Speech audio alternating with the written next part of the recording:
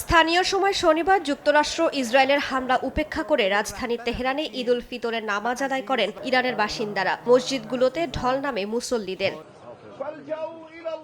ইরানের রাষ্ট্রীয় সংবাদ মাধ্যম ফার্স জানায়, শুক্রবার রাত থেকে শনিবার সকাল পর্যন্ত ইরানের মাশহাদ শহরে প্রচুর মানুষ ভিড় করেন।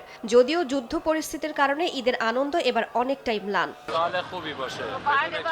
এবছর ঈদের সঙ্গে মিলে গেছে ইরানের ঐতিহ্যবাহী নববর্ষ নওরোজের উৎসব, তবে নেই কোনো উচ্ছ্বাস। সাধারণত পরিবারগুলো নতুন পোশাক, খাবার আর উপহার কেনাকাটায় ব্যস্ত থাকলেও এবারের চিত্র সম্পূর্ণ ভিন্ন। নিরাপত্তা ঝুঁকি আর সম্ভাব্য হামলার ভয়ে ঘরবন্দি বেশিরভাগ মানুষ।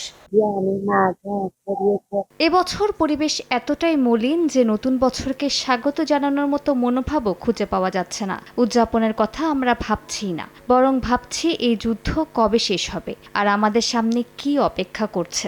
And what's going to happen to us? 200-র বেশি সার্ভিস ও ফিচারে লেনদেনের সব বিকাশ অ্যাপে সম্ভব। সড়কে অনিরাপত্তা আর শহর জুড়ে উত্তেজনার কারণে বাতিল হয়েছে ভ্রমণ পরিকল্পনা। অন্য শহর থেকে আত্মীয়দের আসা যাওয়াও প্রায় বন্ধ। একই শহরের মধ্যে সীমাবদ্ধ ছোটখাটো দেখা সাক্ষাৎই একমাত্র বিকল্প হয়ে দাঁড়িয়েছে। নিরাপত্তা পরিস্থিতি সড়ক ও শহর জুড়ে এতটাই অনিশ্চিত যে ভ্রমণের কথা ভাবাই যাচ্ছে না। অন্য প্রদেশ থেকে অতিথি আসার প্রত্যাশাও নেই। এখন কেবল এই শহরেই আত্মীয়দের সঙ্গে দেখা করা সম্ভব। এদিন যুক্তরাষ্ট্র ইসরায়েলের হামলায় নিহত বেশ কয়েকজন সেনা কর্মকর্তার জানাজাও সম্পন্ন হয়। এখানেও ঢল নামে মানুষের। রাইসা জান্নাত, সময় সংবাদ।